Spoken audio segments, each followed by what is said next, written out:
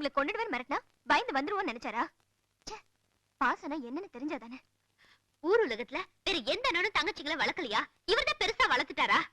இவரை பார்த்தாலே எரிச்சலா வருது. நாங்க தான் வரலன்னு சொன்னல, அவரே சும்மா இங்க வந்துட்டே இருக்காரு. இன்னொரு வாட்டி அவர் இங்க வந்தாருன்னா போலீஸ்ல ரிப்போர்ட் பண்ணி அவர் ஜெயில தள்ள வேண்டியதான்.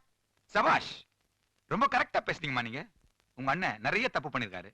கண்டிப்பா அவரை ஜெயில தள்ள வேண்டியதான்.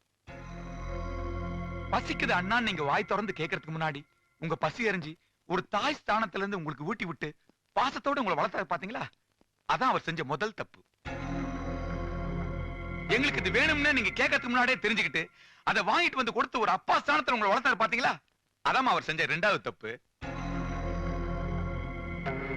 உங்களுக்கு விஷ ஜுரம் வந்து டாக்டரே கை விரிச்ச பிறகு ராத்திரி பகல்னு பார்க்காம கண்ணு முழிச்சு தான் உயிரை கொடுத்து உங்களை காப்பாத்தினாரு பாத்தீங்களா? அதாமா அவரை செஞ்ச தப்புல பெரிய தப்பு. இப்படி எல்லாம் தப்பு செஞ்ச அவரை கண்டிப்பா ஜெயிலுக்கு அனுப்பணும்.